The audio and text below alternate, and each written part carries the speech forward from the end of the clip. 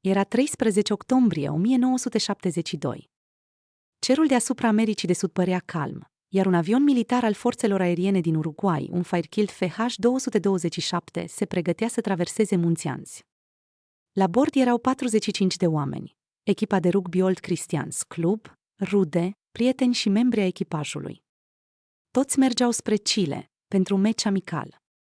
Nimeni nu bănuia că această călătorie avea să devină una dintre cele mai dramatice lupte pentru supraviețuire din istoria modernă.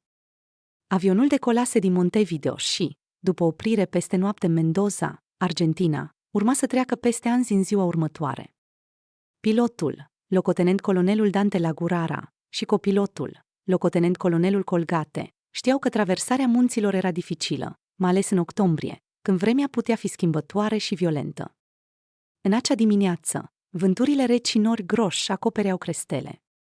Turbulențele erau tot mai violente pe măsură ce avionul înainta printre pereții de stâncă și gheață. Pilotul a decis să zboare mai jos, pentru a păstra vizibilitatea, însă acest lucru însemna să navigheze printre munți la altitudini periculoase. La ora 15 și 34 de minute, un calcul greșit de poziție a făcut ca piloții să creadă că au depășit deja lanțul muntos. În realitate, avionul era încă în mijlocul Anzilor.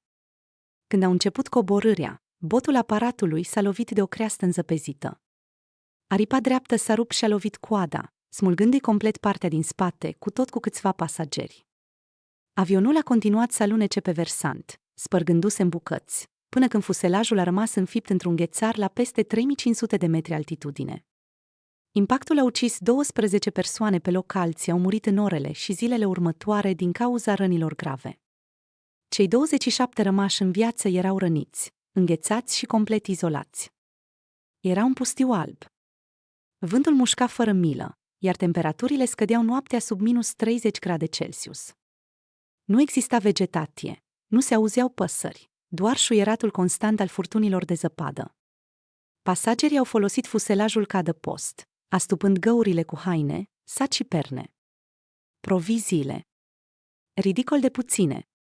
Câteva tablete de ciocolată, biscuiți, câteva sticle de vin și câteva borcane mici de gem. Au împărțit totul meticulos, fiecare primind doar câteva firimituri pe zi.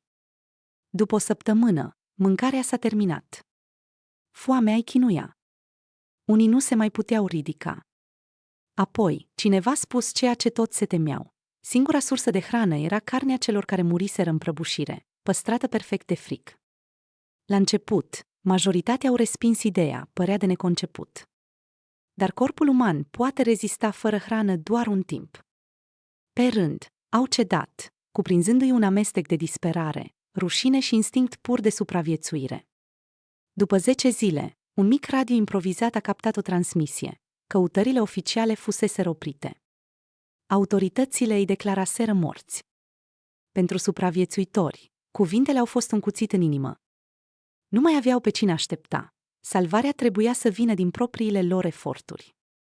3 dintre cei mai puternici, Nando Parado, Roberto Canessa și Antonio Vizintin, au decis să pornească pe jos prin Anzi pentru a găsi ajutor.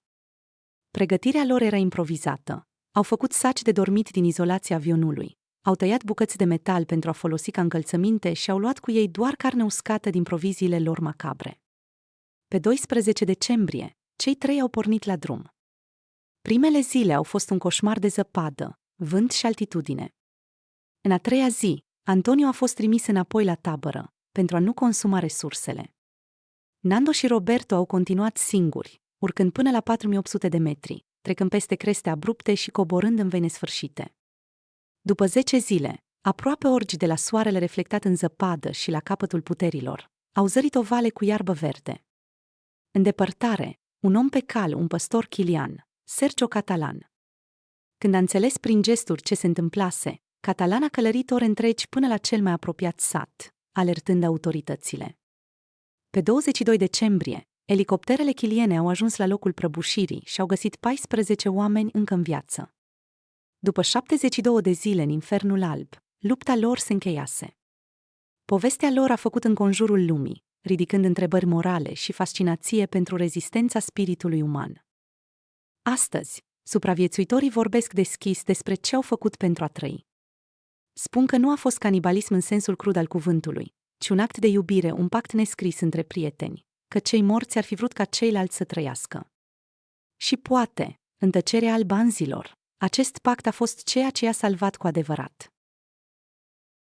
Mulțumim pentru vizionare! Iar dacă v-a plăcut videoul, nu uitați să dați like și să vă abonați la canalul nostru de YouTube.